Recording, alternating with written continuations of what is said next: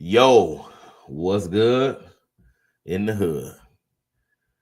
So this evening I'm gonna do some things different.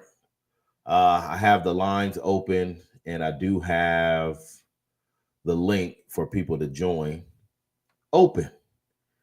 Okay, so let me just copy this. I'm gonna put this over here. I do got brother Jahi with me. So yeah, we're gonna go ahead and jump thing off. Let me run this intro and I'll be right back. Determination to change the nation, I'm manifesting the truth. Back in the booth to give you the messages that's been channeling right through me. No, I'm not Jesus, although my spirit is great. I'm eating my food without a plate, escaping this place through my meditations. New life begun when I reloaded the gun and realized where I was from was not too far from the sun. Like somewhere close by the moon. Now I'm connected like Zoom. On walks of life that ever lived call me like out of the blue. So I just pass it to you, right through your speakers with clues. And if you choose to free your mind, then you will have all the tools. But I can't make you take it and shake it and mentally break yourself out. Cause freeing your mind without a doubt is something you have to try out. But once you see the light, your might, and all the power you've had, then you have reached the fifth dimension and you can brighten your path. But others who choose to follow the red pills, it's harder to swallow. Or you can wallow in your sorrows, feeling all empty and hollow. The only way you'll see the truth is if it's starting with you. So please stop lying to yourself, start being truthful to you. The only way you'll see the truth is if it's starting with you. So please stop lying to yourself, start being truthful to you, to you.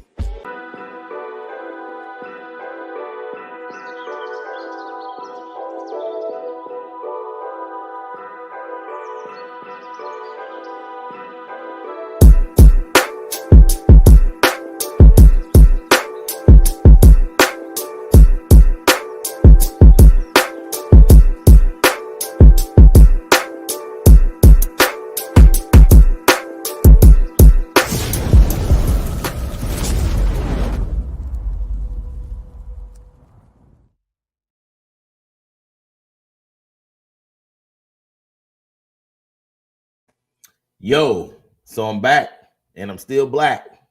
Okay. How y'all doing today? So yeah, this live today is about reigniting black power. Um, there was a whole lot of talk over the past week about, how the Latino community, they had a few ICE raids and they came together. And a lot of people was talking about, how the black community can't really come together. But, I have my own opinion on that stuff, and I'll share that at the end, me and brother Jahi. But we really wanted to hear from the community on what do y'all think? Why we have had 3 murders in our community within a year and with one rally or protest. Um, of course, there's a lot of Facebook shares, a lot of Facebook comments, a lot of Facebook videos, but there has not been really any protests, not to the magnitude of what we seen over the weekend when, like I said, the ICE raids happened. So yeah, I'm opening it up to the community. I'm gonna bring on brother Jahi. What's going on, brother? Hotel, my brother. Hey, what's happening with you? All right. All right. So yeah, and then I have my phone here if anybody want to call in. For some reason, yeah, my dang Instagram ain't been going live lately. So I'm gonna try that again real quick. And before I do that, I do want to give the people who has already showed up the opportunity to weigh in on the conversation. Because again, like I said, this conversation is about reigniting the black power. And this really is a conversation in the space about the black people, why we it seems, or why people say that they think we can't come together for civil rights violations and different things of that nature. I just seen today that there was another raid on a house. I don't know if y'all knew this, but it was an Asian family, and the people came there looking for the young Asian man, and they completely destroyed their house. I mean, broke all the windows. I just don't see the point in breaking and destroying the entire house and then tell them just file a complaint and leave their house unsecure. The windows are broken, they're already poor, and they completely destroyed the house. So, but that's another topic. I just wanted to put that out there. So we got Replenish and Tara. I don't know if Tara planned on talking or if Brother Replenish planned on talking. But if you do, I can add you to the stage and make sure your mic is unmuted. If you want your face on, cool. If not, we'll just bring you on. So the first person here, Brother Replenish, do you have something to add to the conversation, or why do you think, or what is your take on, the rallies we've seen over South compared to the lack of rallies over North? Are you there, brother? Okay, maybe he's just listening. All right. Hear me right now? Oh, yeah, you're very low, but I can hear you. Say something again.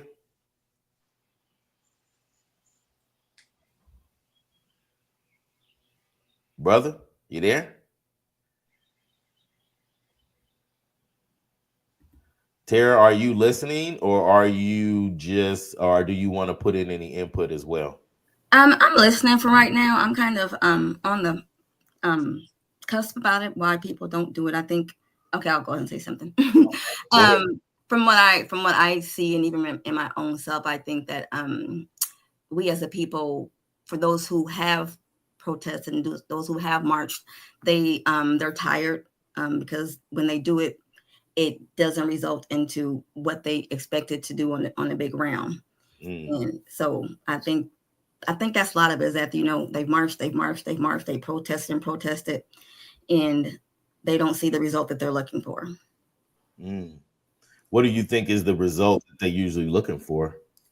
They want to be completely and utterly compensated for what has happened to them, and for things to stop. Whatever has happened in that point in time, they want those things to stop and not happen again on any level, and for it to be addressed properly.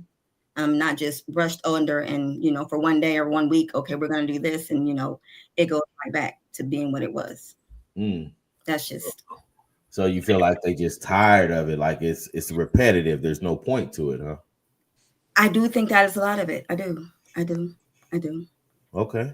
Well, that's a good point, and we'll keep you in the wing. And if you got anything you want to say, just put it in the chat. I see Brother Replenish got his phone back working, so I'm gonna give him a chance to weigh in. And if once we start talking about it, if, like I said, if you want to say anything else, or Brother Jahi, do you want to reply to anything she just said,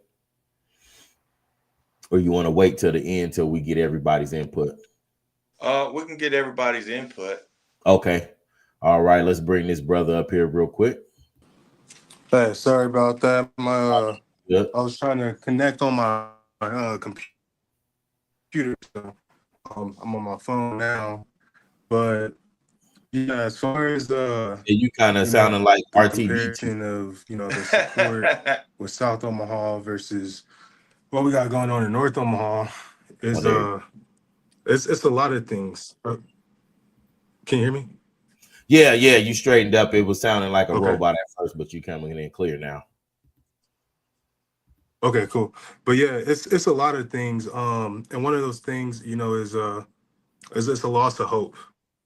It's a loss of hope because we've been out here in the streets doing this and that for years. There's been many circumstances where people try to be peaceful, and then it's brought to another level, and then people still don't want to listen. Now we have gotten much further, but it's like that Malcolm X quote, where he said, you pull that blade out just a little bit, that's not going to fix the problem. You got to pull the blade all the way out and let it start healing. And people still feel like that blade is inside of them.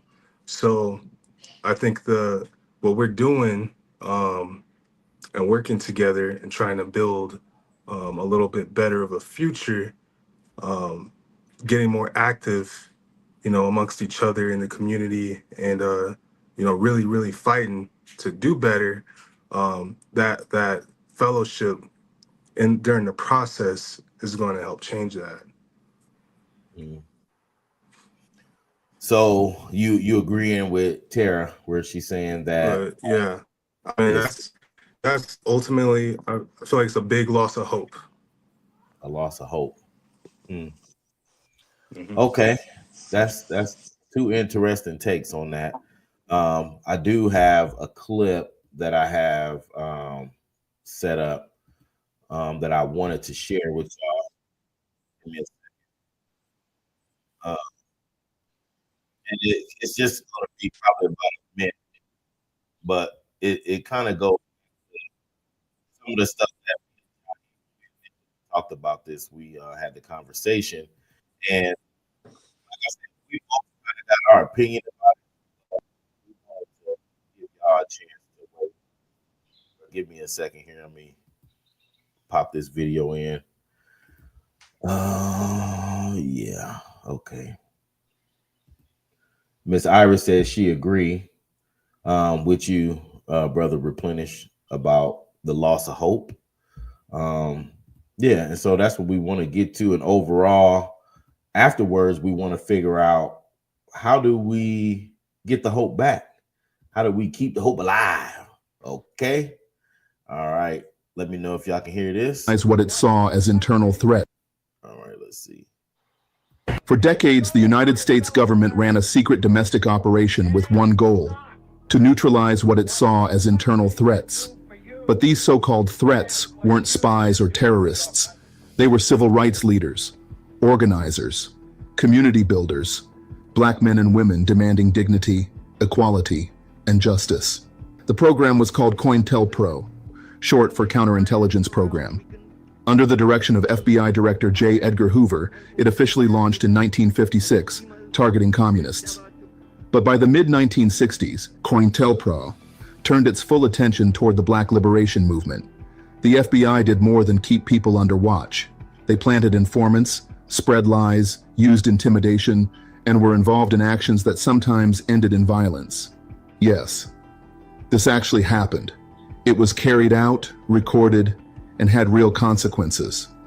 The stories we'll cover in this video are not just about the FBI. They're about the Black leaders whose lives were disrupted and in some cases destroyed. Leaders who dared to challenge a country still gripped by white supremacy. Give this video a like to show your support. And let's begin with one of its earliest and most watched figures. Okay.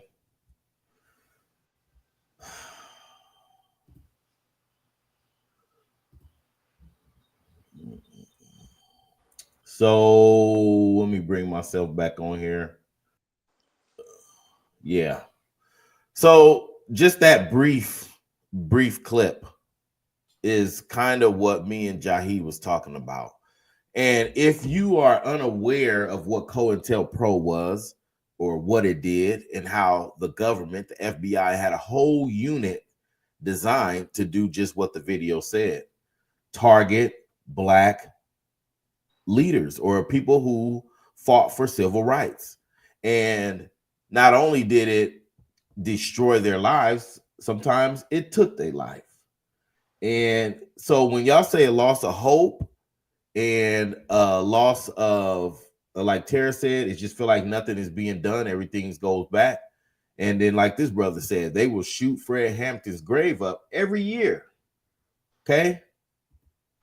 So when people say, oh, Black people is silent, they're not doing nothing, we are the kings of this shit. Like, we've literally started it, doing it. And then they say leaders, but me, myself, I don't like to be classified as a Black leader. I'm just a man in the community who care about my community. So I don't want to be this known as this Black leader. But at the same time, throughout history, what we've seen is, like they said, they play spies, they spread rumors, they spread lies, they do so much stuff to us. Then when you look at South Omaha and how they are able to come together, one thing I noticed, I went out there just to look, and I noticed that they all had their flags. Okay. They still understand their culture, whereas our culture has been ripped away, right? We barely even know who we are anymore because we was niggas, we was niggers, we were African Americans, Black Americans, And Brother Jahi, you know, when we had this conversation, he spoke on this stuff right here. And if you don't know the history of what they've done to us every time we've attempted it, then you'll look at now and say, what's wrong with them? Why they not standing up? And I will tell you personally from Omaha's standpoint, because you look at other states and some of these people be rolling still. But from Omaha's standpoint, when they killed Vivian and allowed the officer to come back to the community and police for 2 years after he murdered her and then got found not guilty, the spirit of the community was fried. So when you see somebody like Brother Shabazz hopping in the sheriff face saying you will not murder our babies, they like, what's wrong with this dude? He's crazy. You know what I mean? They label you crazy because they haven't seen somebody talk to the police like that, or a sheriff, or anybody for that matter, like that in years. It just ain't happened. And so that's why you see people labeling it crazy. But Brother Shabazz, I do want to give you a chance to just respond to both of their comments, Tara and Brother Replenish, on she said there's nothing, feel like nothing is going to be done. And like he said, it feels like a loss of hope. And then Miss Tamika Miko in the comments, she said they want a reason to hate us. And Iris said God is asking us to turn back to him, and a lot of us are sleepwalking. Wow. And Brother Rogers want to know who invited Sheriff Hanson to Juneteenth? Who invited Chief Moderate to the February parade? Yeah, where they was holding hands. You talking about locked arm and step? Yeah. But Brother Shabazz, go ahead and answer to both of them real quick, and I'm gonna get this other video pulled up briefly. Well, brother, I want to say that their assessments and their personal sentiments are all correct. Okay, but they're correct within a frame of time. Okay, we have to understand that this is an old war. This is not a new war. In fact, we've defeated them before. Caucasian people, brother, have only been ruling the world since 1492. So they haven't been ruling the world very long. And prior to 1492, all they have is Greece and Rome. Okay? So they're not even 5,000 years old when we are millions of years old. We've occupied every landmass before they even existed. And there has been a time in our history, you can see this in ancient Kemet, where they expelled the Hyksos. The Hyksos are the Ashkenazi, the Gomer, the Magog. They are the Caucasian people that come out of the Caucasus Mountains. Even in history, we also have this parable in the Quran where Dual al-Qarnayn, the two-horned one, okay? And the two horns represent spiritual power and military power, okay? So we're talking about Black civilizations that took the Caucasian people and binded them and took them back to the Caucasus Mountains. So we have to put this whole thing in a full context to have a full understanding. This is not a new war, okay? Now, in a war, you lose battles and you win battles. Okay, honey, love you too. And so in a war, you win and lose battles, okay? So we can discuss what battles we've lost. But we have to discuss those battles that we lost objectively for learning so we can get up and engage in the war. And so what we have to do is we have to accept the war so we can find a rhythm in it, brother. So they're absolutely correct, but their sentiments is just a snap in time, okay? Now, if you want to talk about the entire war itself, since we've been dealing with these people, that's a whole bigger conversation, and we can also discuss our victories in that war. We have defeated them before. How many melanated people even know that?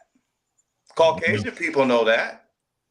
Okay? If you go to military school at West Point, they're going to teach you about Hannibal defeating Rome. Okay? You go to military school, they're going to teach you about all the great Black generals. Okay? They're going to teach you about the Moors, who ruled over Europe from 711 up until 1492. See, and this is why I just want to just say briefly, this is why you see this brother doing what he do. Okay. So it is just leading right into the next point of knowing thyself. When you know who you are, you know who we are, then you don't have the fear. Okay. And I'm going to show you this brother right here in action without fear. Okay. So in this room, if y'all haven't seen this, it is already at 1.7 million views. But in this room was the FBI, the Omaha Police, the Sheriff Department, State Patrol, and a bunch of black people. And also we had about 30 to 40 Bantu Africans with us, okay? Their salaries. And again, we do not pay them to murder our children. So what's going to happen here, we're going to be men and we're not going to be afraid. You understand that? You do not kill our children. And this psychopath right here, he hired the last killer. Okay? You do not kill our children. You are not allowed to kill our children. And Chief of Police, okay? You need to hire civilized professional police officers so we can remain civilized, okay? Right. Okay? All right? Really, and I'm just telling you, no longer we will remain civilized as long as you deal with your trash. Right. Take out your trash so we don't have to take it out. You understand that? Okay. And then this. Good afternoon, everyone here. My name is Robert Penn, and it is imperative that you all do the right thing. Right now, in the community, we have people who are angry, not afraid. And before he go on, I want y'all to keep in mind when we walked into this hearing, this was for the sheriff's budget. They had probably about 10 or 15 sheriffs right behind him to his right, staring at us with the intimidation, okay? And he still said what he said. As the police, the special unit, a matter of fact, it is akin to the Nazi brown shirts.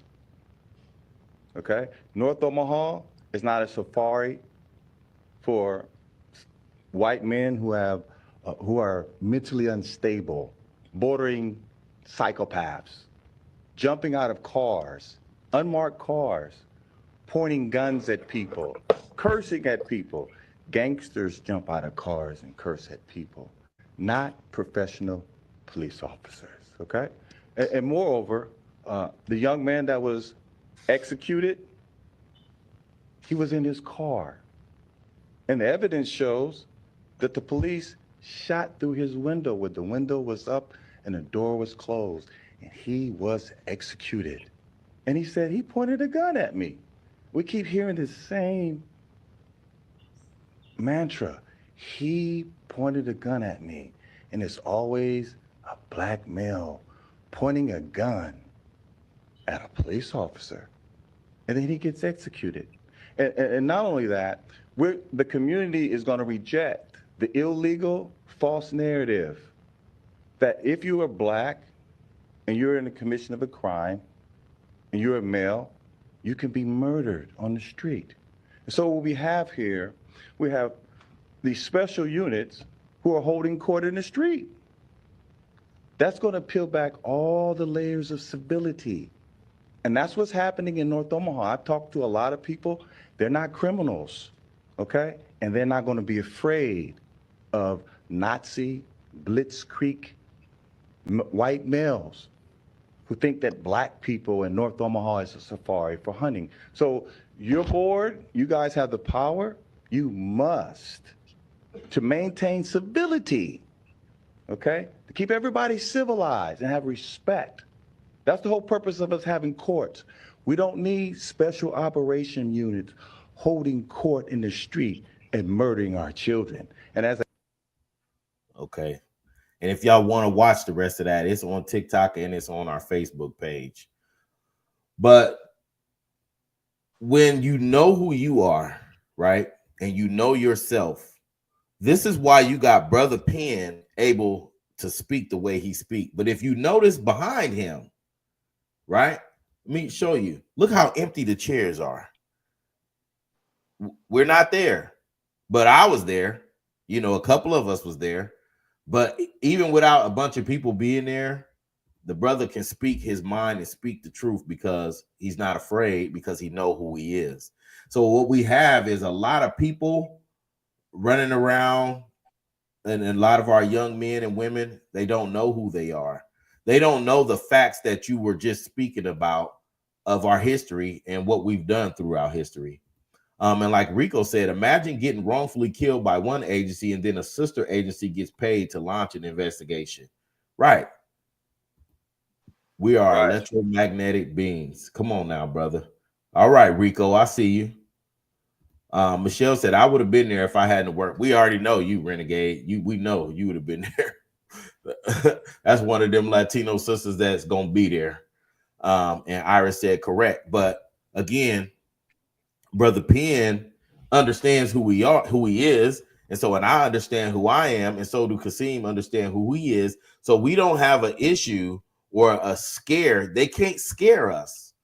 We have zero fear. That's because we run and operate through the God system, God bodies. Ms. Wanda said OPD and DCSO wants to bring Washington County SWAT operations to assist them in Omaha if needed. It's on the agenda for City Council tomorrow. Washington County is Blair, Nebraska. They're all in collaboration. That's right. She said that's because people need to get off the drink and the smoke. Yeah. Yeah. So, Brother Shabazz, get back into what you were speaking on as far as the people, us knowing who we are. Well, brother, this brought to my mind the house of Levi. Okay, the house of Levi was the high priest, and their charge or their duty was to teach the law of levitation. Levitation is a spiritual law. Elevation is a physical law. Okay, and so they would teach the rest of the children of Israel how to levitate. When we were in that room, we were levitating. And when you levitate, then you can connect to other forces of energy. So when I was in that room, I wasn't in the room by myself, brother. Okay? No. I had 10,000 ancestors with me, behind me. Right. Okay? And that's why, brother, we're going to call, when you can levitate and you transcend above the temporary existence right now, then you become prophetic. And then the truth, the Sahu, the spiritual body will rise up in you, and you will challenge the beast. You will become an instrument of God in every circumstance. Absolutely. Okay? And so that's what we have to do, brother. We have to teach other people how to levitate that spiritual law. That's what our job is, brother, and we're doing a good job. Right. With no fear. Well, Can't have fear. Fear is normal, brother. Fear comes from the seat of the amygdala. Fear, if you learn how to use it as fuel, all warriors get a feeling of fear. Right. That's normal. Okay. What do you do with it? Do you shrink in a paralysis state where you do nothing? Or can you use it as fuel, as your base to give you energy to accomplish what you must? Okay? It's what you do with it. And so, again, we have to teach knowledge of self, which is something we don't teach because we're under European systems. For example, if you look in ancient Egypt, what they called the Sphinx, okay? Our ancestors called it Harmaket. You see the body of a lion and you see the head of a man. And the reason why they made it so big and so large, so when everyone would get up in the morning, when the sun rise, they would be reminded that the higher self, we had to levitate above our biological desires in order to control ourselves. Once we maintain self-control, then we can extract the resources from the environment, and then we become a god.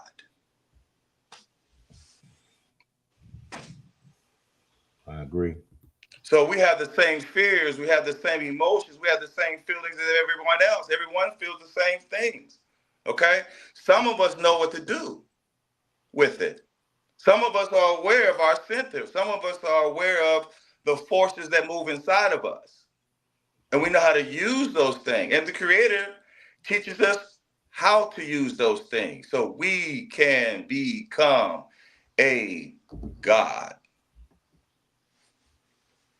Right. Miss Iris said if you paid attention in the meeting, they were afraid. Also, they didn't know what was going to happen, and it wasn't that many men there. You need more men to stand up with you. And we talk about that all the time, the men in our community. And it's not to downplay the brothers. You know, we have a lot of stuff going on. There's a lot of systematic thought behavior going on.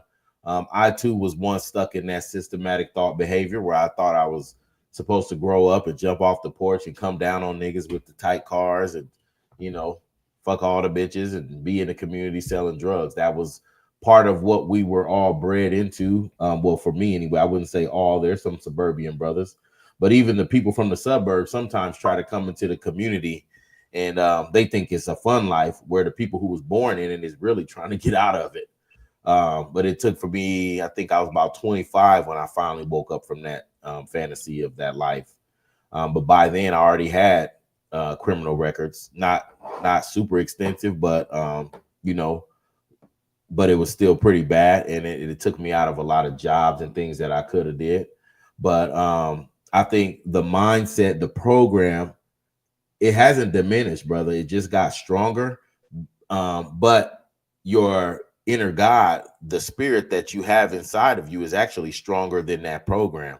And what you'll see is people, they call it depression, but it's really the battle of your systematic self and your godly self that's been there since you were born. And you have a lot of people that know the right thing to do, but they battle that godly self. And then they call it depression. And these people will just give you a bunch of pills or, you know, give your kids pills, everything. They'll just give you a bunch of medicine and tell you to take this and call me in the morning. You know why? Because you're an experiment at this point. They don't know what that's going to do to you because they didn't create your body. It's just like now I'm having these issues with my Chevy Camaro. I got all kind of mechanic friends that I know, but they can't fix it. Why? Because they didn't create that Chevy Camaro. Where I got to take it to, the Chevy dealership who created the Chevy. They'll have the answers that I need. And so I've already called and scheduled an appointment. And so when you don't turn to God for something that's God created, you basically just go into a bunch of side mechanics when you go to these doctors and they give you these pills. Okay.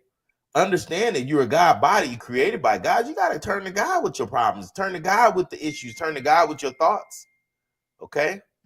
Because if you don't, then eventually it's just like if you do wreck your car really bad, you got to get out and walk if you survive the wreck. If you wreck this body, your spirit is getting out to walk, and what we call that is death. Okay. Stop turning to the side mechanics for your issues. You got to turn to God. And so what I do know is that God got people here that can help you see that.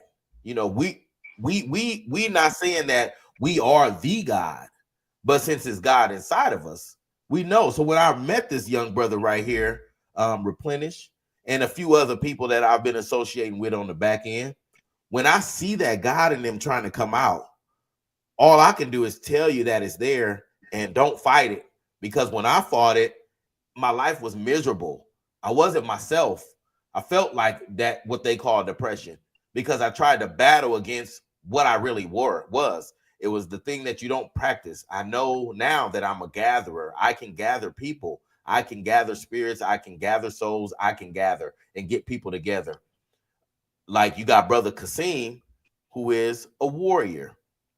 He's a trainer of the army. He's a builder of armies. So when you approach him or think you're going to have some kind of argument or civilized conversation, not even civilized, but an argument or any kind of disagreement, he ain't going to hear that because he's built for building armies. So your best bet would be to just, if you want to talk to him, talk regular. Don't come on no beef stuff.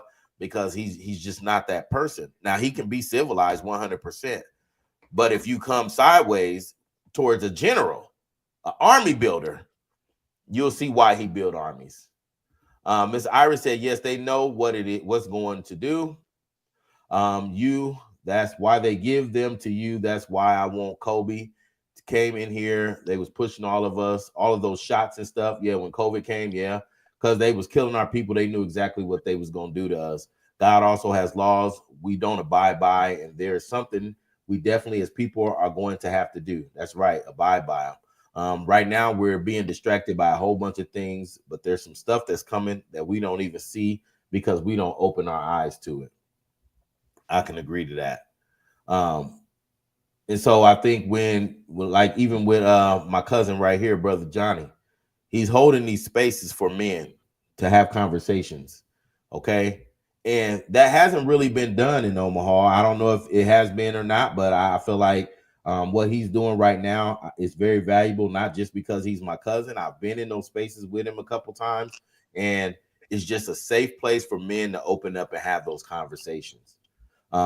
Most of the time, if we try to talk about our feelings or anything like that, we do get shunned. You know, the men was always told to do what? Suck it up. You'll be all right. You know, in that space that Johnny has created, we can have those conversations without feeling judged. And I appreciate that. That's every last Saturday of the month at Assembly of the Saints. Okay. But I do want to ask Brother Replenish, when you was talking about earlier about the lost hope. If you are feeling like the hope is lost, is that like for you or amongst the people that you see in the community? I'd say amongst the people in the community. You know, there was an older person that told me, because they were around.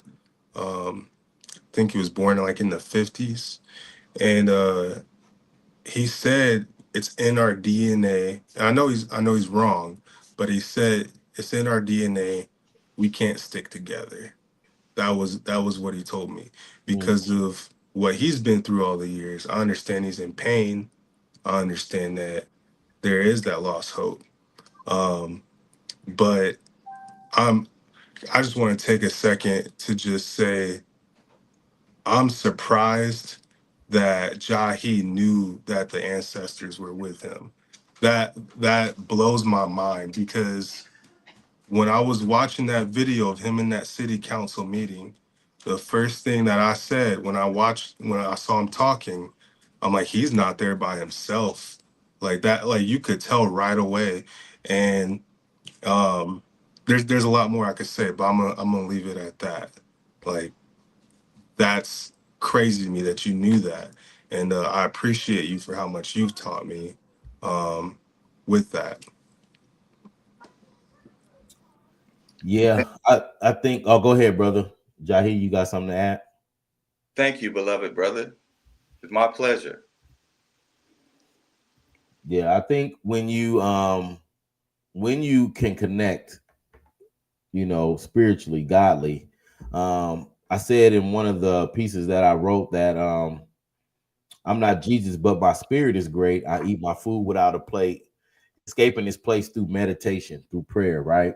And I also understand that when you get to a point of spirituality and connection, since every living person that ever lived is still a spirit, they will connect with you out of the blue. They'll come to you. They'll be there. They'll be that hedge of protection.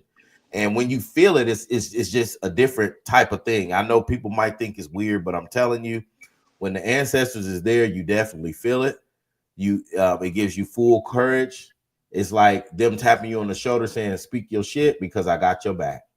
And then that's how you able to move without fear. And I get it from my own people sometimes where they be like, man, these people gonna get you, you better stop, you'll be in trouble.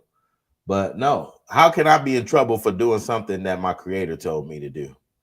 I'm not. And here go brother Kasim right here giving the strong arm. Yeah, that's the strong arm right there. Matter of fact, speaking of strong arm, I ran into brother. Houston Alexander this weekend, and he said that sometimes you got to go in there on some gangster shit. He said, and what y'all brothers did, he 100% support us, and he said, let the people know that I got your back. He said, take this picture, and I'm gonna smile in this picture, and I'm gonna let them know that I got your back. So if they ever try to test you on anything physical, let them know that I'm coming for them, and I won't say nothing. We just gonna get them.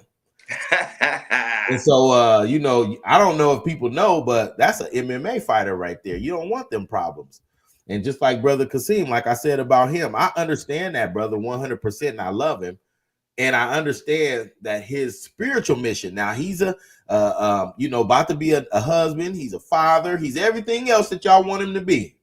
Okay, but spiritually, that man is here to build an army, and that's why when I first started getting connected to him and seeing that on him, I said, limit the access from people. Don't let everybody talk to you, brother. Don't let everybody have access to you, because you have to stay focused on your spiritual mission. And sometimes when people don't see your mission, they throw you off. So you got to limit who can talk to you, because you got to stay focused on what you're here to do, period, like in the life, in this legacy. Because right now we all just living in this timeline. And in this timeline right here in Omaha, where we are reigniting the Black power spirit that's always been here. It's just, I think when Vivian died, not only did the spirit die with those people, but then they didn't pass on the spirit of revolution to the next generation. We were all born into the poverty looking 24th Street. You know, I wasn't alive in 69 when it burned down. I was born in 76. So by the time I hear it already looked raggedy. It already looked like no hope, you know, in our community. So we didn't gain that pride of seeing 24th Street thrive. We didn't have the pride of seeing the actual Black Panther Party here on our streets with guns, protecting buildings, you know, with Mondo and Poindexter having the school up there off of Parker. We didn't see that stuff. Some people that went to prison actually got to talk to Mondo and Poindexter. I didn't, but Brother Jahi did. You know, so he was able to gain some of that knowledge and that warrior spirit that them brothers had. And you got to think about it now. In Omaha, they locked them brothers up in the 70s and never let them go. Mm-hmm. They kept them there until they died, because they didn't never want them to feel the spirit of that revolutionary spirit into the hearts and minds of the young men and women that were in Omaha. They wanted it to die with them. But it's not happening, y'all. So we do need more men, more women to step forward, but really more men. And so I want to give my hats off to you, brother, because Replenish, you 100% have, I believe that you're on a road to way more discovery. Like, you've been asking a lot of questions. You've been attending a lot of things.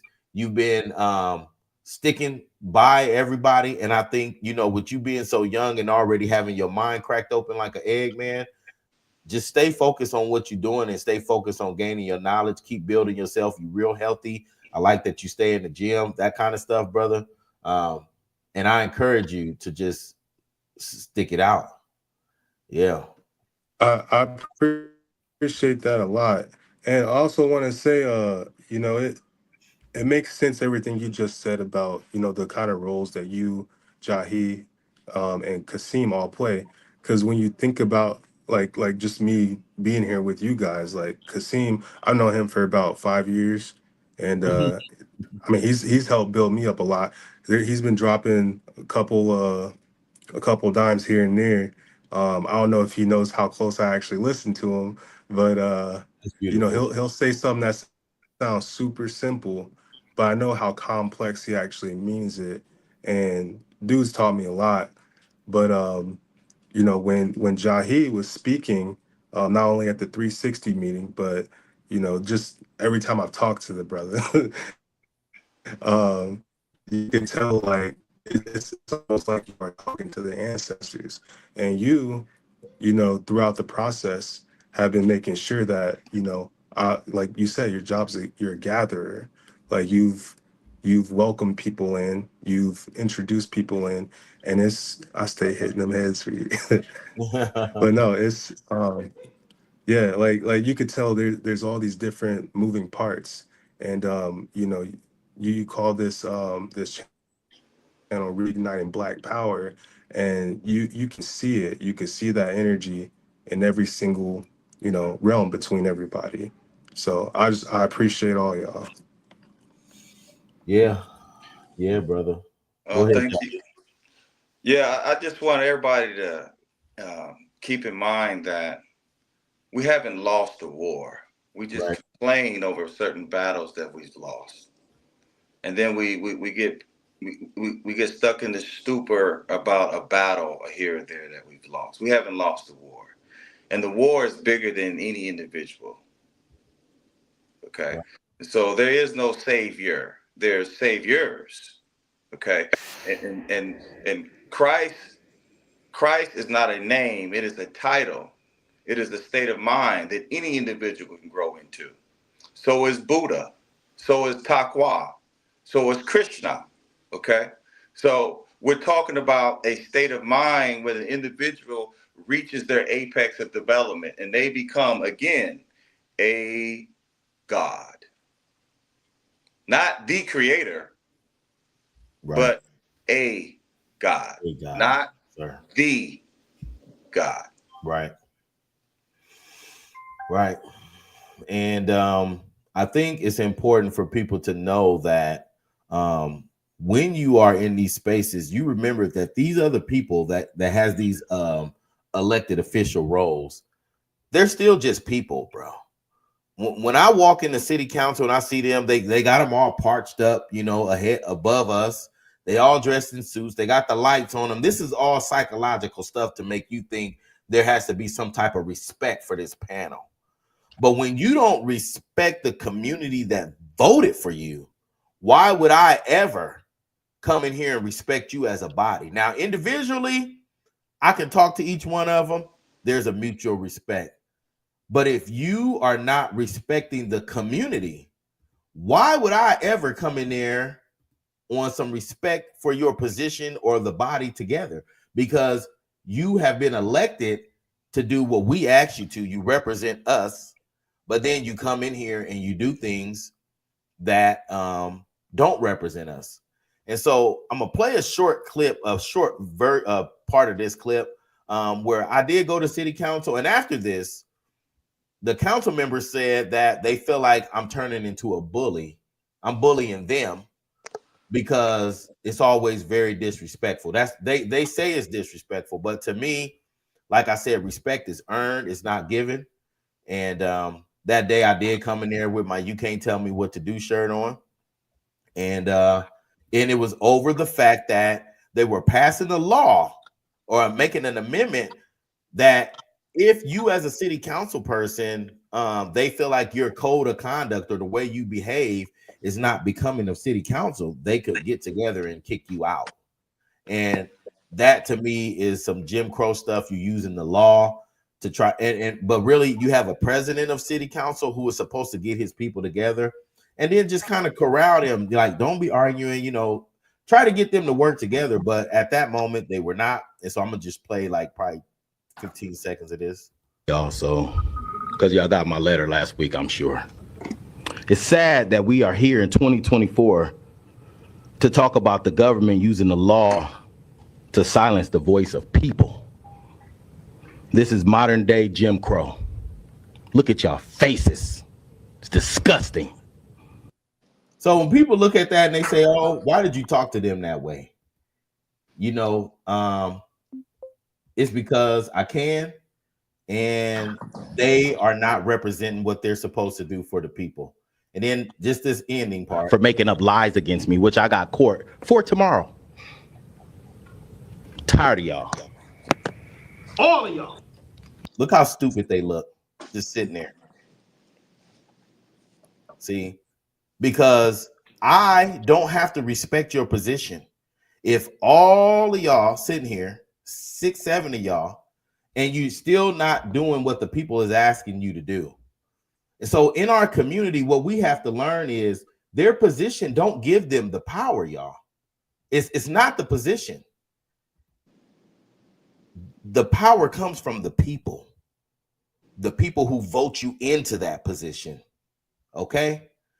So we got to stop acting scared of officials or what the government has labeled officials. I know through your life and all through school, they say the police uniform or the man in the suit and all this stuff. But if you look at what happened in Minnesota, they opened the door for the suit. This man had on a whole dummy mask, but you see the suit and you think it's safe to open the door because you've been trained to open the door for the suit, to obey the suit, obey the uniform. It wasn't even a real cop. We have to stop thinking like that as Black people. And just because you're in a position, when you wrong, and we have to be able to speak on that. And she said, say that, yeah.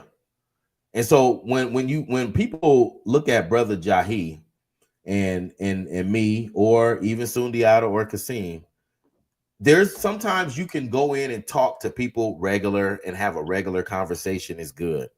But when I can look in your face and see that you're a demon, your eyes have no soul, why would I ever try to pull on a heartstring that I can see that's not there? You don't have a heart. You don't care about people. You're making money off of the people.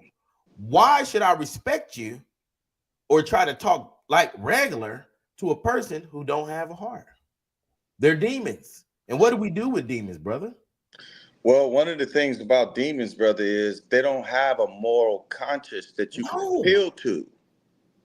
So you're wasting your time. They don't have a moral conscience. Oh, gosh. Say it again, brother.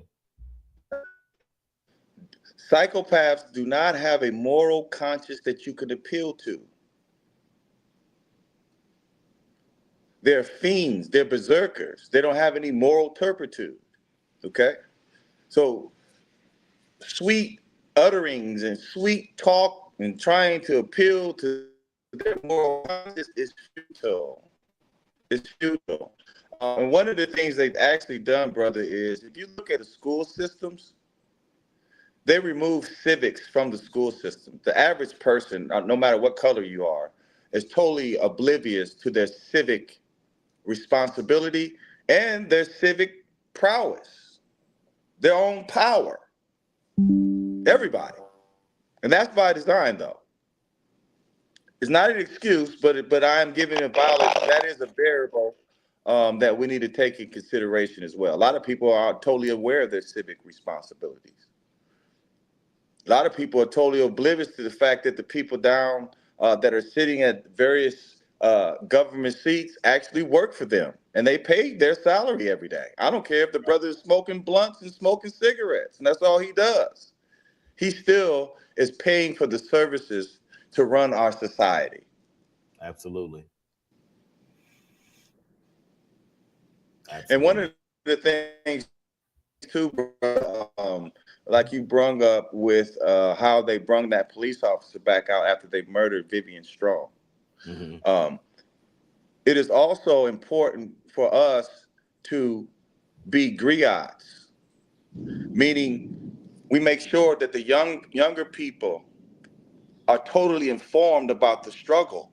Okay, we're not teaching. We have to teach our young people the struggle. Okay, like you talk about with Vivian Strong. Mm-hmm. There was another 14-year-old girl, Mallory Clark, who the you talking about Mary Alice? Yeah, Mary Alice. I remember her. Yeah. Yeah, Mary Alice Clark. Okay, now she was 14 years old. Now I have paperwork showing that the ATF, all the people that were part of the COINTELPRO program, mm-hmm. they falsified evidence to get a warrant stating that this 14-year-old girl was an informant. Okay? They falsified information saying that she was an informant, right? And guess what? She disappeared. Never seen her again. Her mother, her family does not know where she is. She disappeared since she was 14 years old. So that's two black girls that was 14 years old. We have Vivian Strong, who was murdered, shot in the back of the head. We have another 14-year-old girl, Mallory Clark, Is it paused, brother? Nope. Can you see me? Oh yeah, I see you. It was for a minute. Yeah, they probably. Yeah, we dropping some knowledge here. That's all that is. But we're gonna keep rolling with the truth, brother. But anyway, another 14-year-old girl, Mallory Clark, who the framers who framed Brother Mondo, who framed Brother Poindexter, who neutralized the Panther movement here. They took that 14-year-old girl, falsified information, saying she was an informant, and she wasn't. Now, of course, they would have to validate what she said. For example, in the paperwork that I read, the agent that was requesting a warrant to go up inside inside the Panthers headquarters, he needed a warrant, right? He said that 14-year-old girl Right. described the diameter of the dynamite that they were Yep. going to use to blow up to kill the police officer. Now, Mm-hmm. what 14-year-old child would know the diameter of dynamite? Right. And use that testimony to get a search warrant, but then wasn't able to execute it. I And remember. why is she missing since she was 14 years old? Right. Why can't we not validate from her mouth that she was an informant and she gave those agents that false information? Right. And notice she's been missing. Where is she? So that's two 14-year-old girls. Right. Two. Not only that, we had two strong lions who were protecting this community. Mondo Walenga, otherwise known as David Rice, and Edward Poindexter, framed. And we had a situation where the government killed their own police officer. Yep. To frame them. So that should convey a lot about your enemy, because he'll eat his own. If he'll eat his own, he don't have a moral conscience that you can appeal to. But guess what, brother? We got the Creator. Now, if we decide to be an instrument of God, we'll never lose. Right. And I think when we talk about now reigniting the Black power, I think the reignition for me, or even getting my power together, was understanding who I am. So that's number one. Understand who you are as a Black person, as a person of color, whatever y'all want to call it. I don't care. I know people will get into the titles of what it is, but understand who you are. Okay. Once you can understand who you are, not just the person that you see in the mirror, but your soul, your spirit. What are you here to do is number two. What is your God-given talent that you have already that you haven't had to practice, that you do so good that it can probably make you the money that you need to survive on this earth? Okay. What is that? What is the purpose of you being here? What are you here for? What are you here to do? Yeah, you got kids to raise, of course. So you got to make sure you watching out for the program. Because I always tell parents, if you leave your children to be raised by the program while you working 2 and 3 jobs, there's nothing wrong with the children. Y'all have a disconnect because they're raised by the program and you're working and you're not paying attention to the program.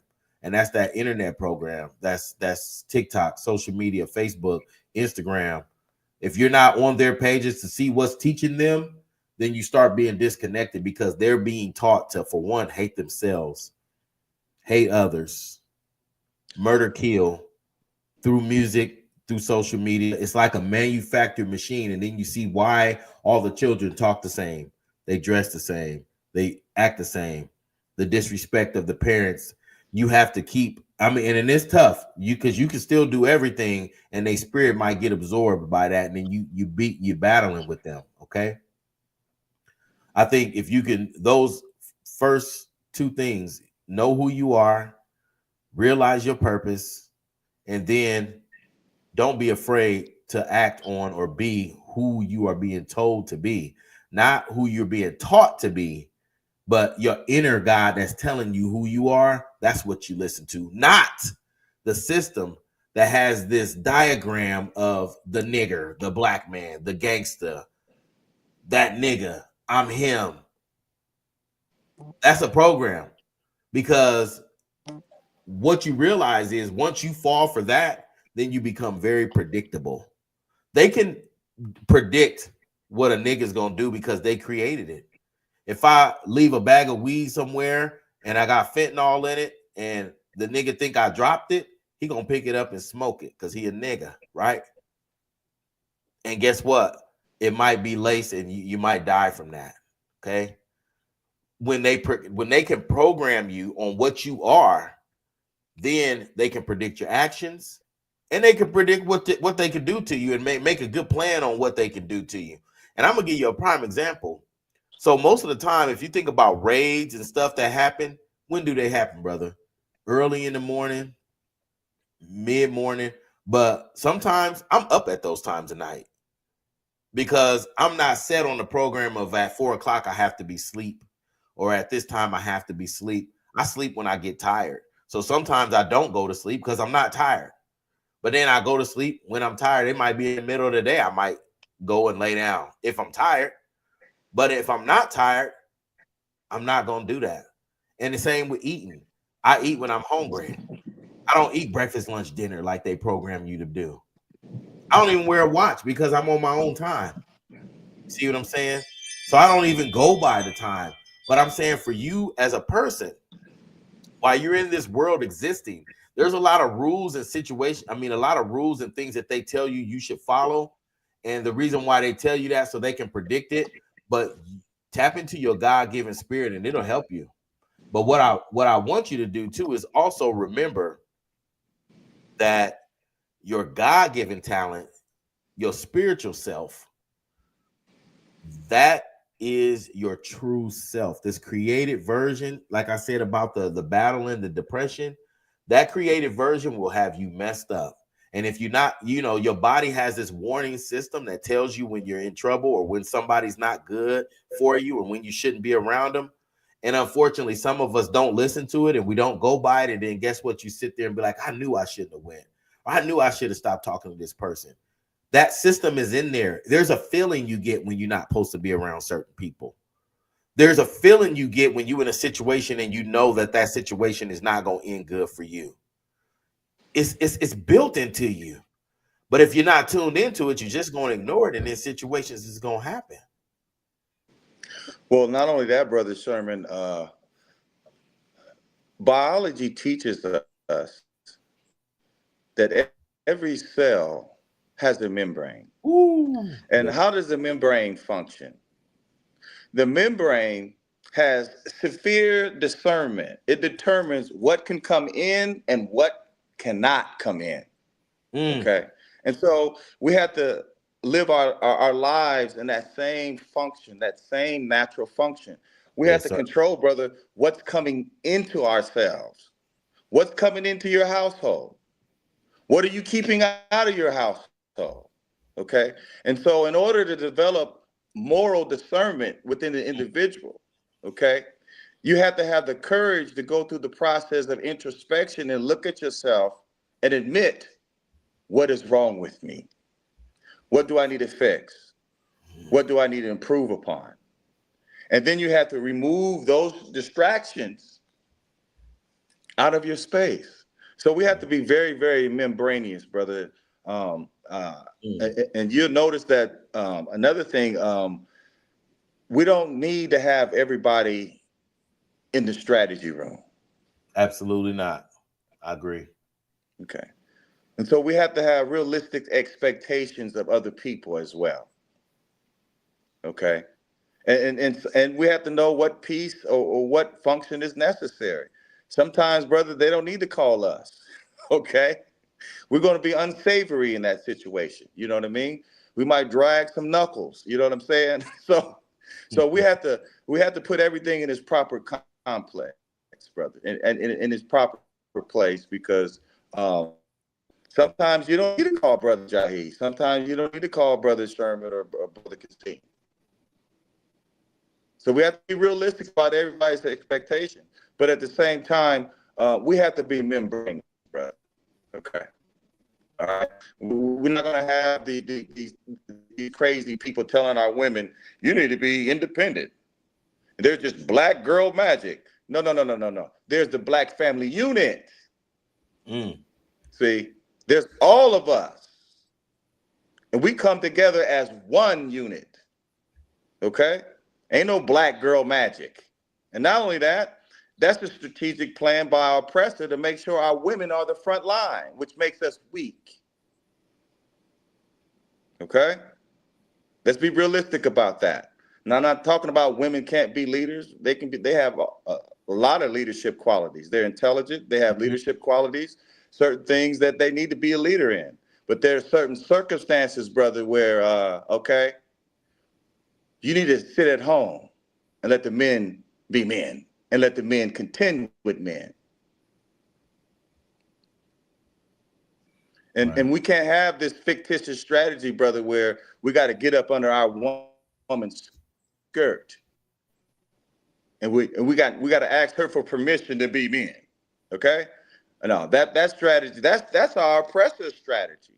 Do you know that on the plantation, if you look at Willie Lynch's letter, one of the major variables in his letter of psychological indoctrination and destruction of us as a family unit was to put the female as the head of the house. You broke up. Say it again. Okay? Say it again. You to broke put up. The females at the head of your house. Can you hear me? At the head of the house. Yeah. It kind of broke up a little bit, and it kind of go to what Terry said. We need family units. And so living that family unit is very important.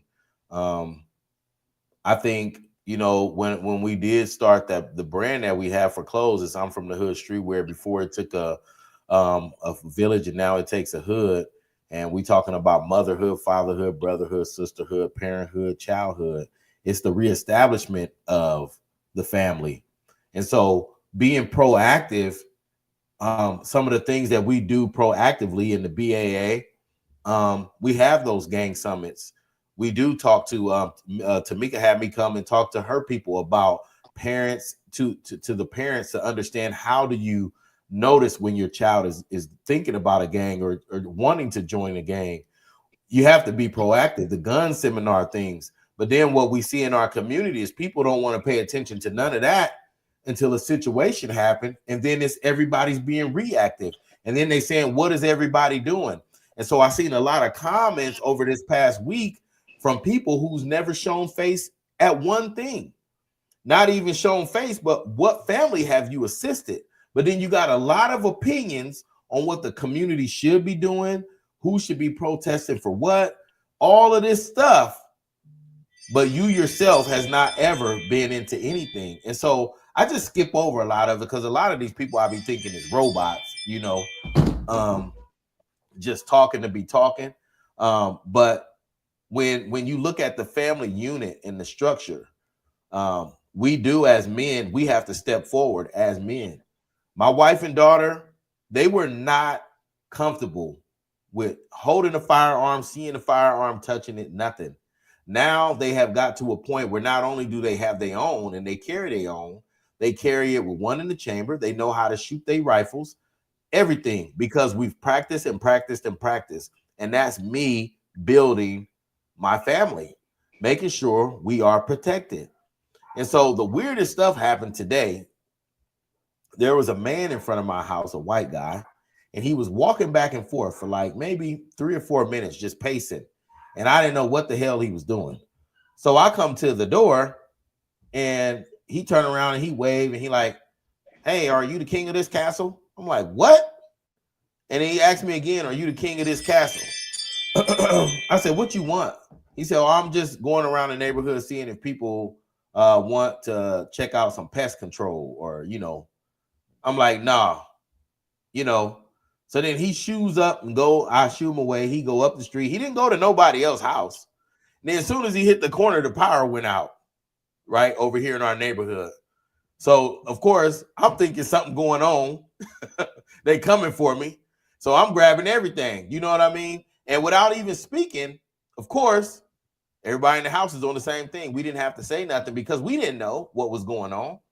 But I'm just saying, the training and understanding of how these people work, you have to be conscious and careful. We don't come to the door anymore. We usually talk through the Ring camera. You know what I mean? You have to talk through your Ring camera. If you don't have one, get one, or some kind of surveillance system, right? And make sure that you keep your head on the swivel when you're in public.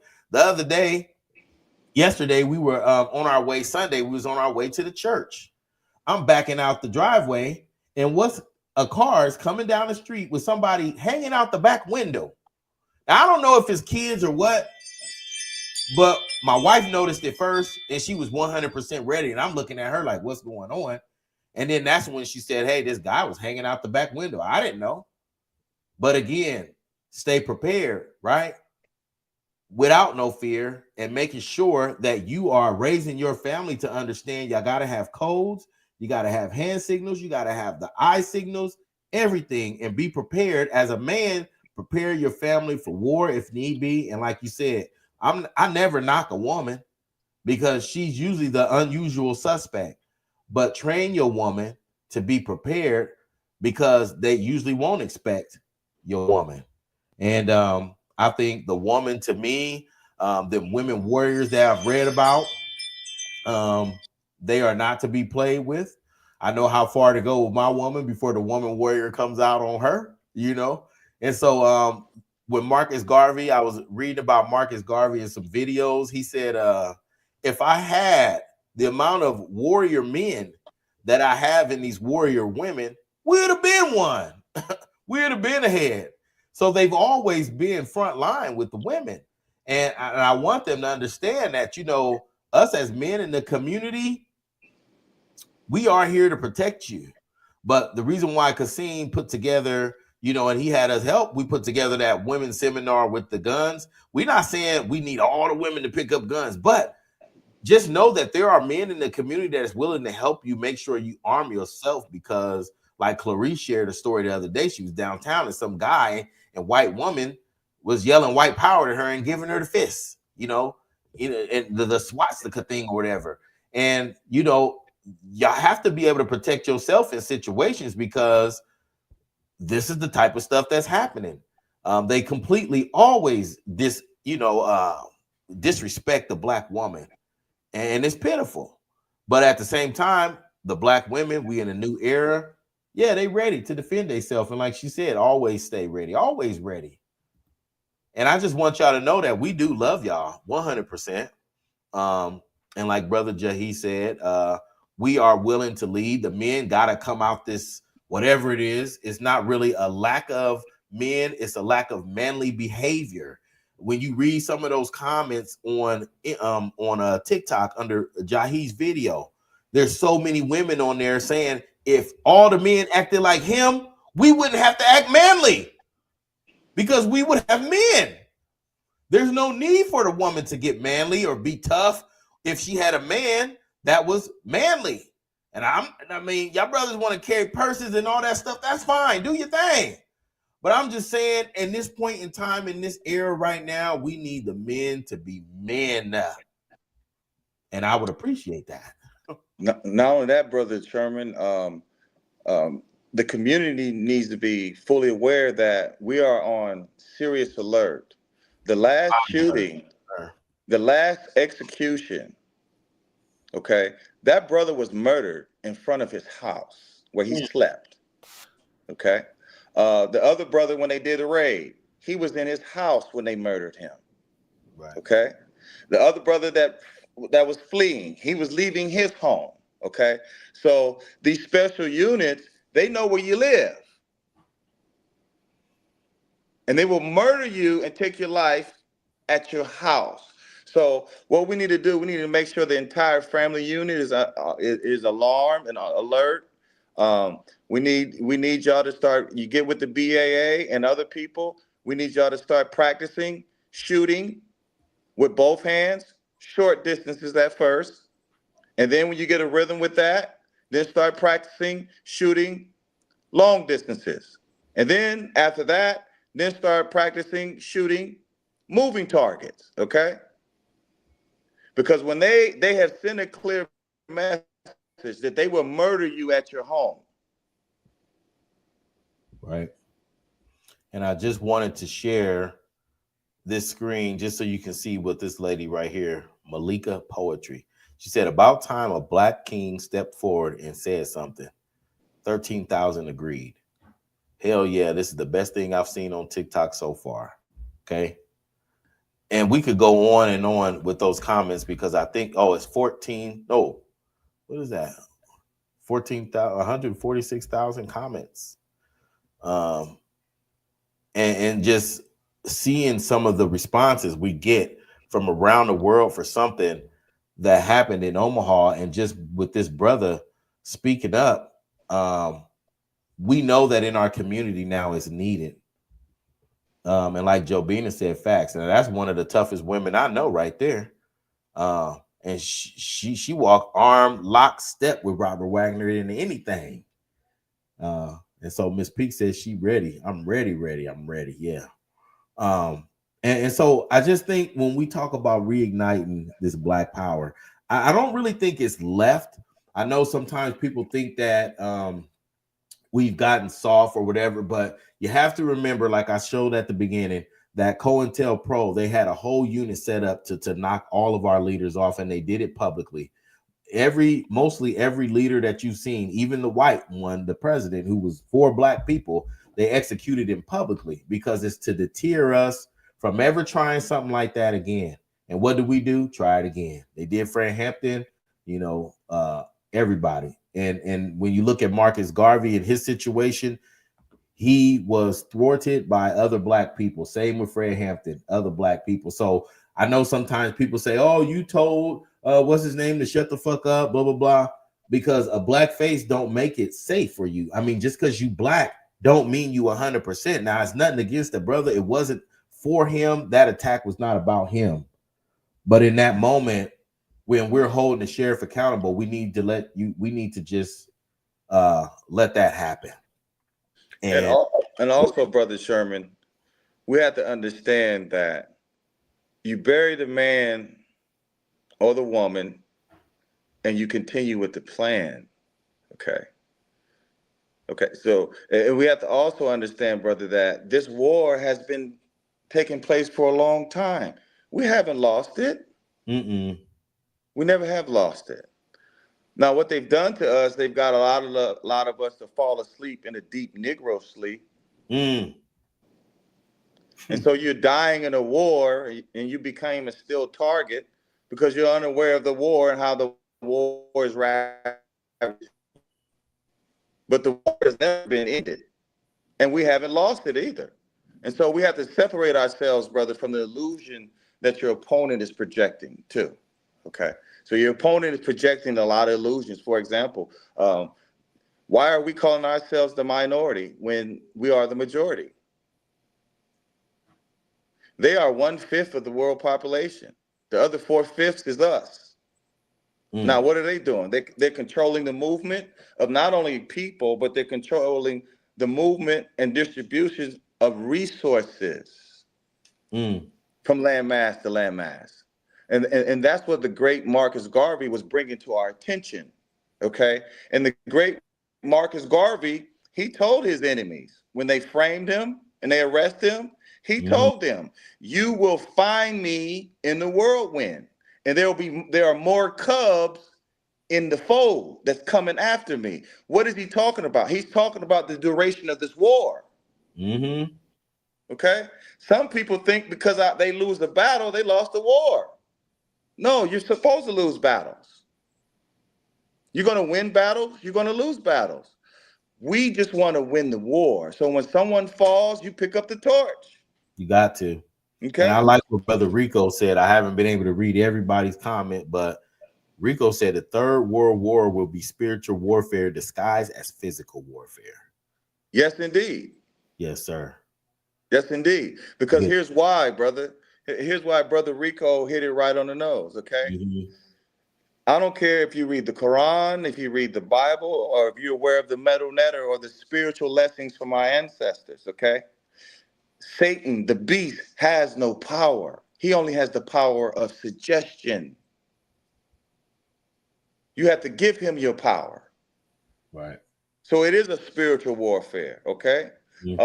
Right now, Peter Thiel and Trump is trying to implement a national surveillance grid. This is the beast. The beast is creating a cage where you can't move. You can't go anywhere. You can't buy anything. You can't do anything. And they're going to develop a social credit score as well. Okay. Now, right now, with this all this ICE raids and all that, brother, ICE is an extension of the prison industrial complex. Okay, they're mercenaries. So if you're a Klansman, you're an old racist military guy, you can go get a job with ICE. They're going around with flash grenades for people who work jobs. So what is this? This is just practice. They want us to accept the optics and the process of militarized people coming in your community. Okay? But like the brother said, it's a spiritual war. All we got to do is collectively say no. Okay? That's why I talk to them the way I talk to, brother. I let them know what they're allowed to do. Why? Because I work for God. I'm his instrument. Okay? And so if he used me to cut you, you're gonna get cut. Whatever, however he used me, that it's just gonna happen that way. And you got a problem with that, brother, you got to talk to the creator. That's right. Because one thing about us is we're not going to ever back down. We're not going away. We're going to continue doing what we're doing. We're going to remain men. We're going to remain building up the women and our children in this community and brothers like Replenish right here. Because then after us, there's him. So, and like Garvey said, there's Cubs. So we have to keep putting out this content. We have to keep talking out loud. We have to keep showing and proving. We have to keep doing everything we're doing because in the future, all those people will still be able to grab these jewels. Okay. Yeah, and to add on to that, brother Sherman, like brother Kasim is talking about, brother, I can't be hypocritical. We can't be hypocritical and tell the chief of police to take out his trash, and we won't take our own trash out. Absolutely, like you said, burning on both sides of the stick. Yeah, we got them killing us, and then us killing us. We got to put that flame out on the other side of us killing us. Well, what we have to do, brother, all of us men, I think that we need to have like some kind of open reconciliation about all of that stuff and the programming itself and how it's affected all of us. And then after that, we implement the new G code, the God code, which means every life is valuable. Okay. Right. And once that G code is out there, okay, then we can detox and deprogram those who are monsters, okay, and let them know gang banging is not allowed. Gang banging is seen as a mind control program, and you're functioning as an agent of white supremacy. Absolutely. You're functioning as a terrorist for the enemy. And again, Dr. Frankenstein is worse than the monster he creates. Notice in the movie Dr. Frankenstein, the monster only fears who? The doctor who created him. Okay. And so in order for us to deal with our ultimate opponent, Dr. Frankenstein, we're going to shut off his monsters. We're going to shut off his monsters. We won't be flanked from the side and from behind with self-hating niggas. Okay. We're going to take out our trash. And a lot of people ain't going to like it. And we're going to go with a new code, the G code. Okay. So that what that means, brother, is when a family is grieving and a mother is grieving and she's crying at night knowing that her son was murdered by someone, and then we're going to be cowards and let this person walk around in the community and be at liberty to murder somebody else, okay? That means, brother, that we're being held captive and we're being congested with our own garbage, okay? And we won't be able to deal with our enemy effectively. We can't deal with Dr. Frankenstein, brother, if we allow his monsters to corral us in fear, okay?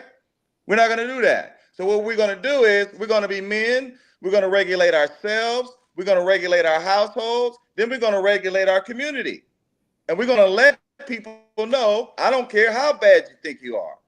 Yeah, you might be able to kill, but you ain't going to be able to kill all of us, okay?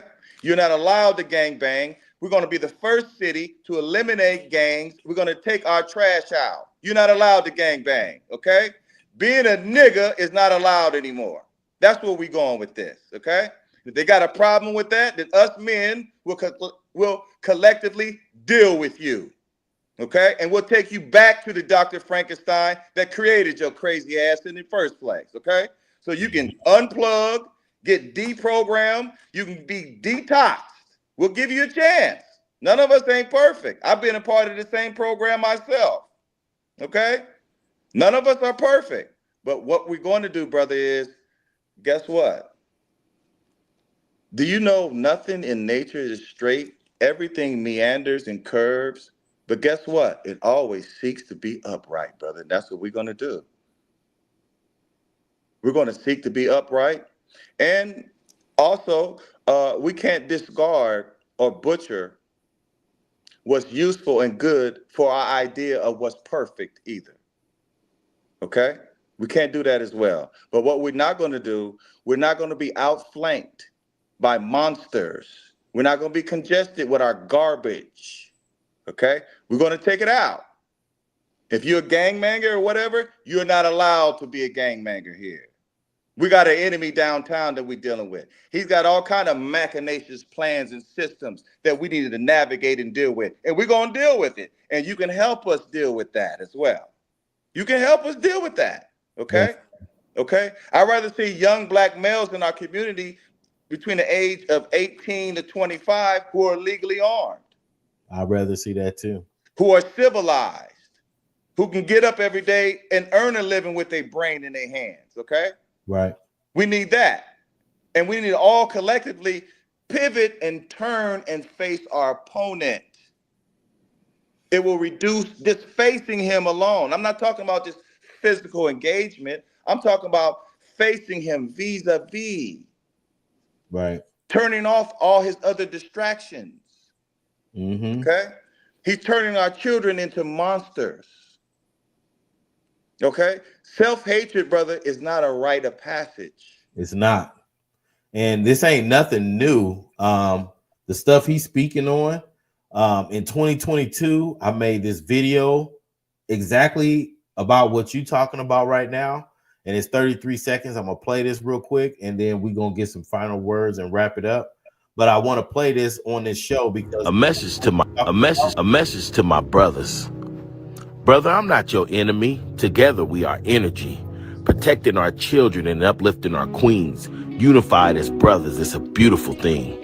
No, I don't hate you. No, it's not no beef. No, I don't want to bang. No, I don't want you to cease.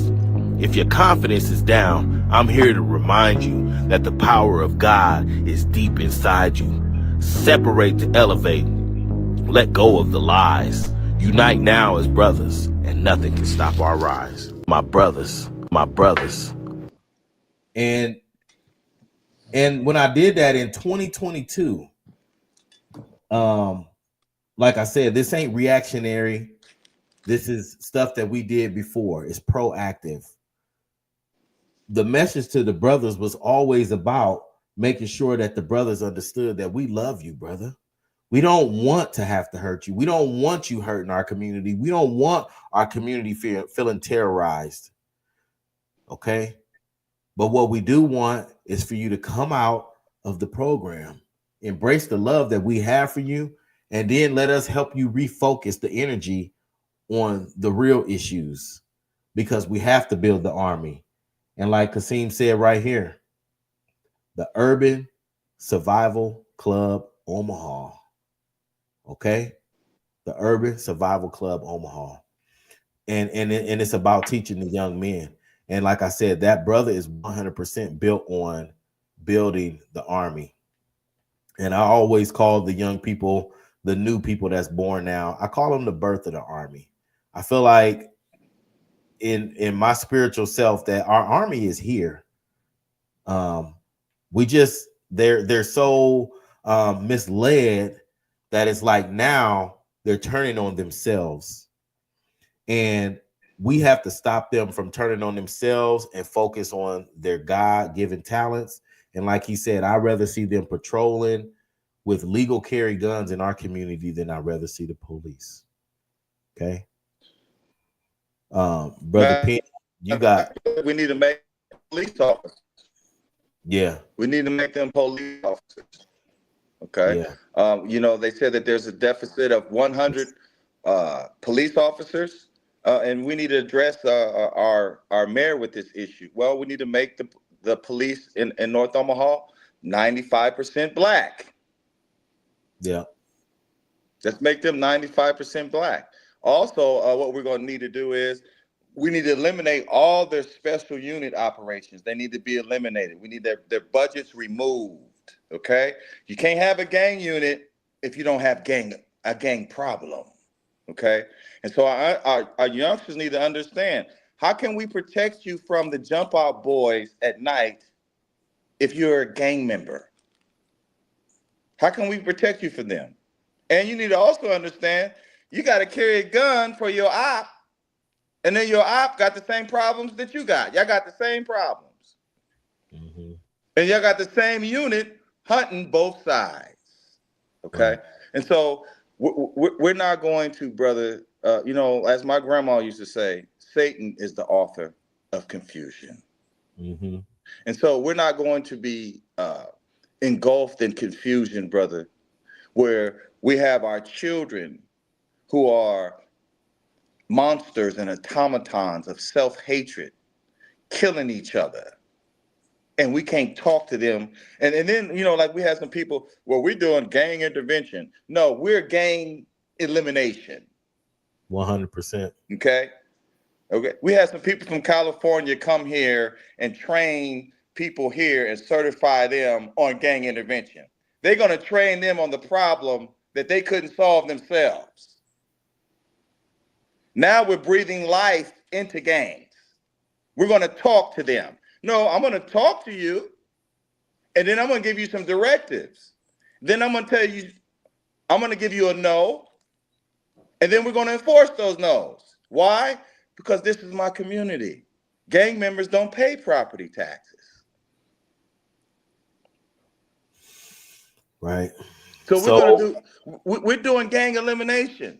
100% elimination. Now, brother, we got a whole hustle on it. We got nonprofits who hustle on it now. Yeah. When you're going to solve the problem? When is It's this over with? So they're breathing life into them by giving them existence, validating, giving them credence to their delusionality.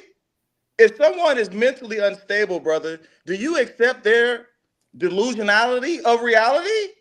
Mm-mm. Or do you have a disposition where you're going to stay placed in reality and try to transfix them to reality, not their delusionality?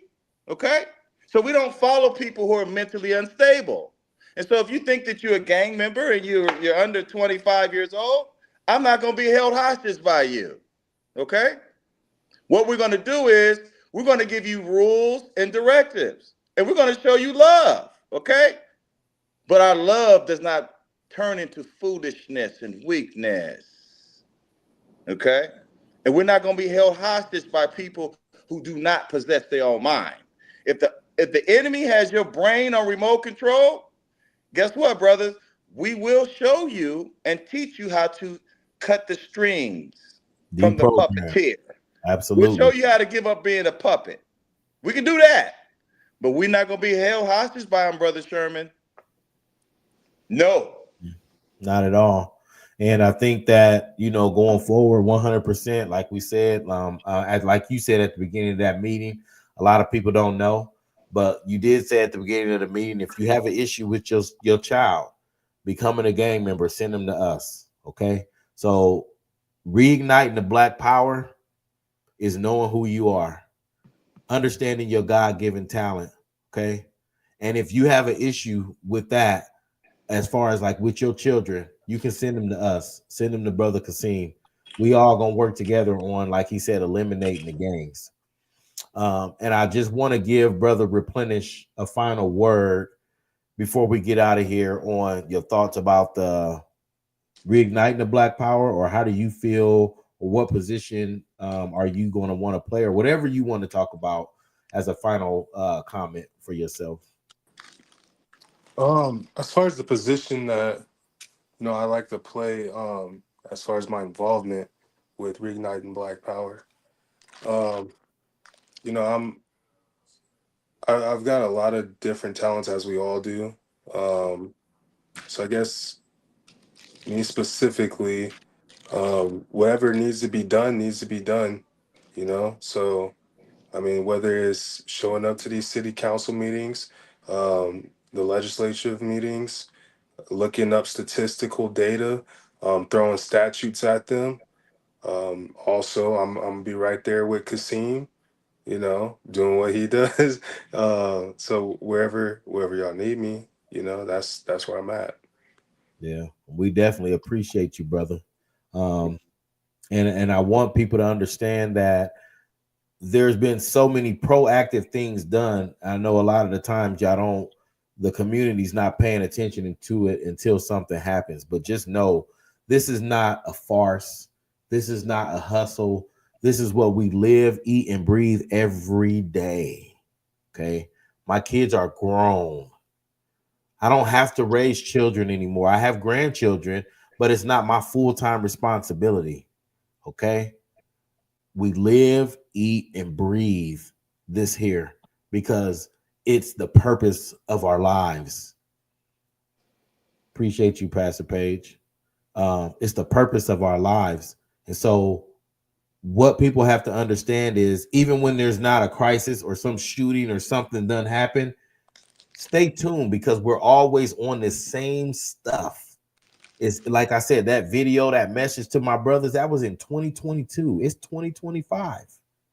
And I bet most of the people ain't never even heard it. And I posted it on all 3 platforms. Okay. We have to continue to make sure that during this time frame, while we're here, because 150 years from now, people ain't gonna know who the fuck we were unless we set a precedent, unless we staple this moment in history for Omaha that we are eliminating gangs, we're building up our families, the women is coming forward, they'll be protected, they won't feel scared, they won't feel disrespected, and we're going to be here to make sure that in this time frame right now, what we establish can be passed on to the younger generation to add on to it. Because like I said, those younger people is the ones who's going to carry on the torch. So we got to pour something into them. And I believe the generation before us, I'm not saying they dropped the ball and didn't pour, but I think that their cup got emptied in Omaha by allowing these officers to come back to the community and police after they've done something so very bad.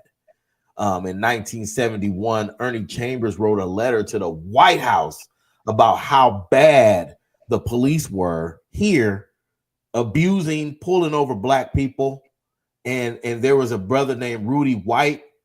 And I did a video about him because I couldn't find no information on him on the internet. But brother Rudy was in his 20s and got pulled over by a police who was known for beating people up and assaulting them.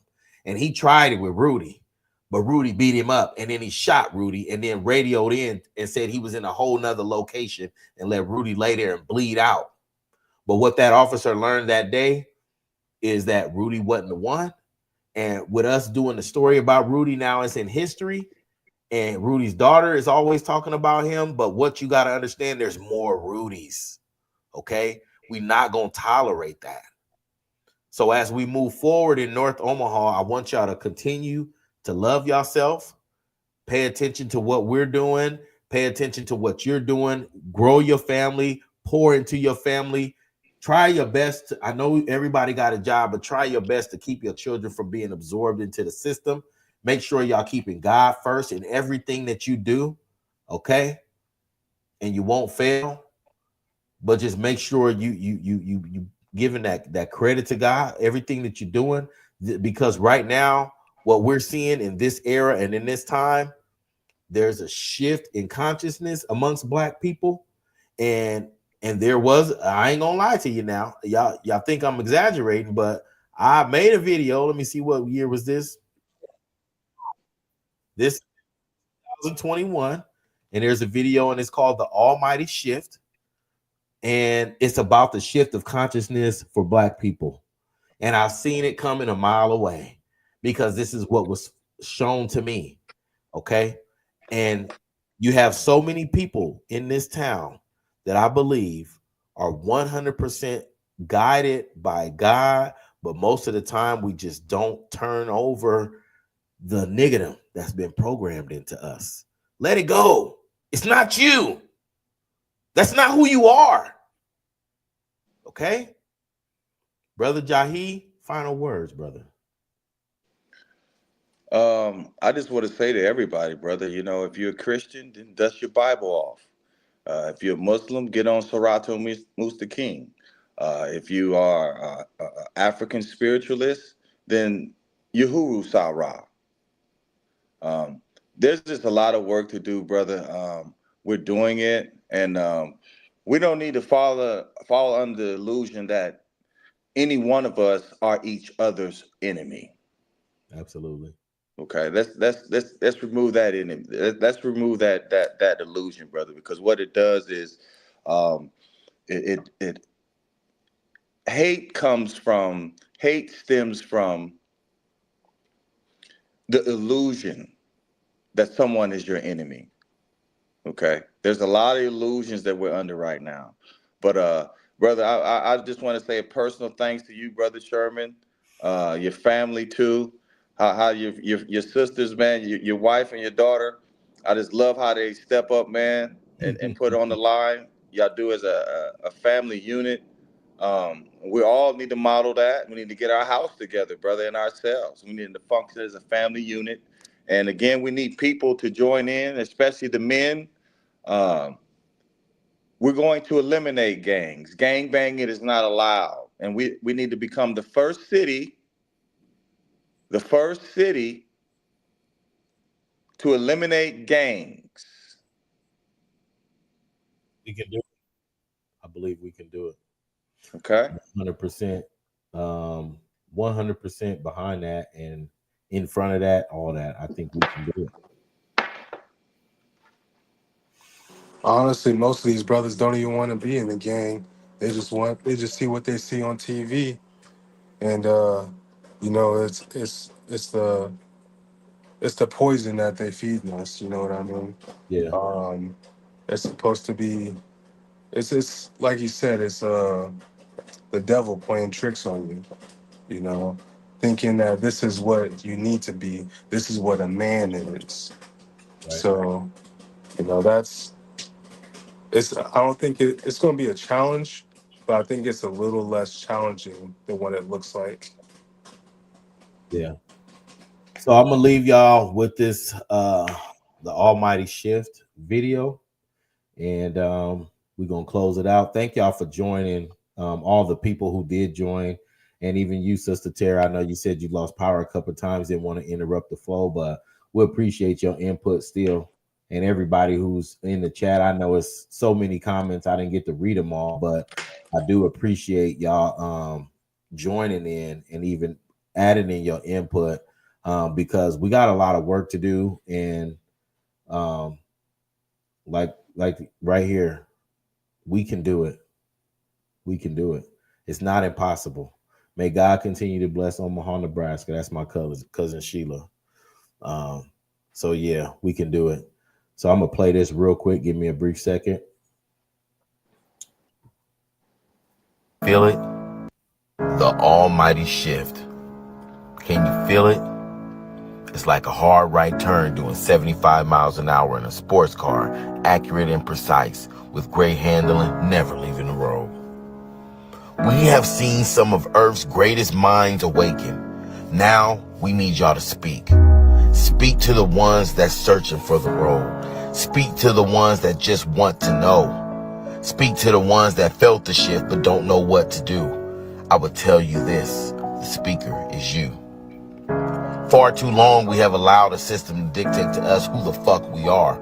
But we now recognize we have to be who we ought to be, not who we was taught to be. We are now conscious enough to know the truth. That's the shift. We let others keep believing, and we don't argue with them anymore about beliefs, because we just know. What's this we know? We know that our spirit was given this body temporarily to enjoy the wonders of the land during our human experience. We were never meant to be formatted like a blank flash drive, only capable of doing what the system programmed us to do. No, we are here to do what the fuck we want to do. And that's the problem. That's the shit. We now know that we were not born to be controlled. We are born to live free. Free to not have our lives placed in a box categorized by a chosen lifestyle in which the system created. Look at the shift in our future generation. They are here to change the world. The birth of the army. They are ready for war. We just need to throw away the nigga mentality and live in our royal fashion. It's not a secret. We just pretend it is. We are not the first ones to figure this out, but we will be the first ones to not turn the other cheek, but instead make a mighty big fist and strike back in the name of God to remove the evil and band together as the powerhouse we are. That's the almighty shift. We recognize how great we are. We recognize what we are capable of. Each one of us that see it is born during this very moment for the realignment of our true spiritual selves with nature. Let's remove the narrative placed on our skin, not by us, but by the ones that want to separate us.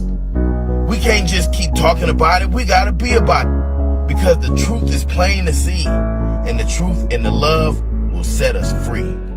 The almighty shift. All right, y'all. Peace and hair grease. Thanks again for tuning in. Hopefully y'all got something from that. And again, I recorded that in 2021. Like I said, this ain't a hustle or a farce. This is what we live, eat, and breathe every day. Okay? Peace.